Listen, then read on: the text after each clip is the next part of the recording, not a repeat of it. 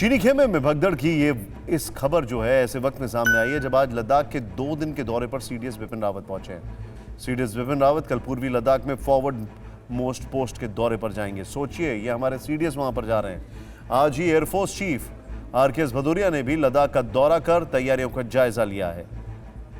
इन दौरों से पहले ही चीन की सेना में भागम भाग मच गई है।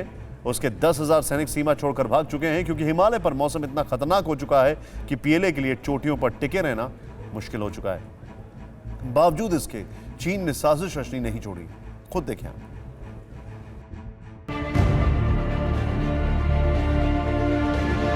साल 2020 में एलएसी पर विश्वासघात करने वाला चीन 2021 में भी अपनी चालबाजी से बाज आने को तैयार नहीं है।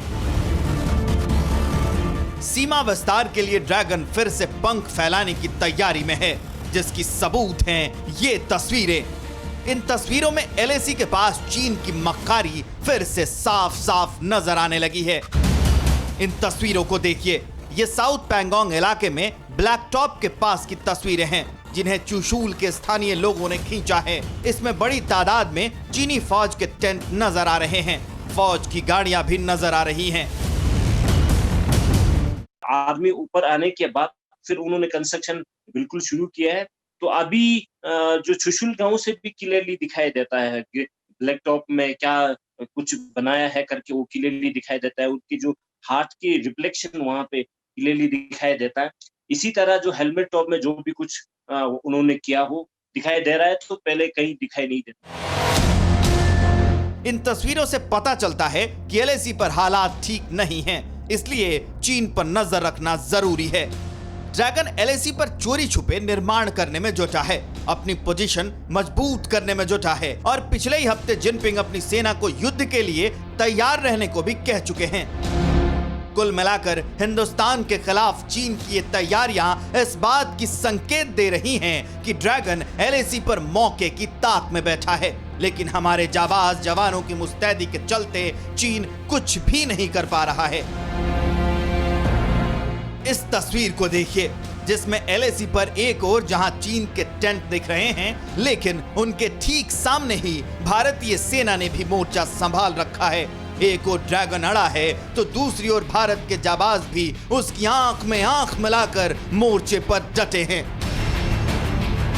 हालांकि इस वक्त सबसे बड़ी जो लड़ाई है वो मौसम से हो रही है और हिंदुस्तान के हिमवीरों को माइनस वाले टॉर्चर से बचाने के लिए डीआरडीओ ने एक नई डिवाइस बनाई है।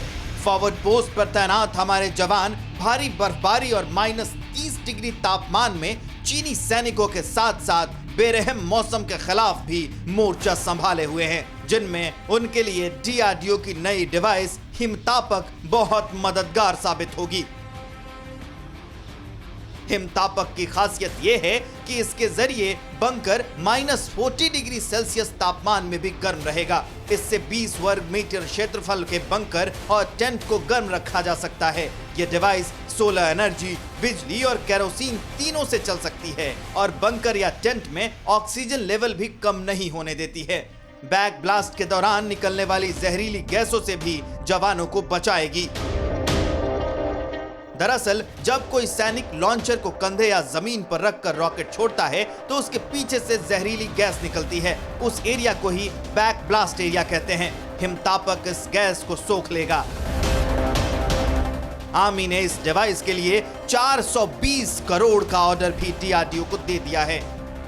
हिमतापक के अलावा डीआरडीओ ने बर्फीली चोटियों पर तैनात भारतीय जवानों के लिए दूसरा उपकरण स्नो मेल्टर बनाया है, जो ऊंची चोटियों पर पीने के पानी की समस्या को दूर करेगा। साथ ही ठंड में होने वाले घावों से बचाने के लिए एलोकल क्रीम भी बनाई है। विंटर वॉर में पहले से माहिर भारत के जाबाजों के लिए नए उपकरण बेहद मददगार और दुश्मन के लिए काल साबित होंगे।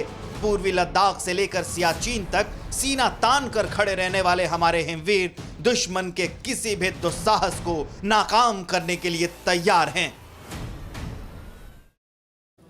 परवाह देश की, सोमवार से शुक्रवार रात 10 बजे TV9 भारतवर्ष पर।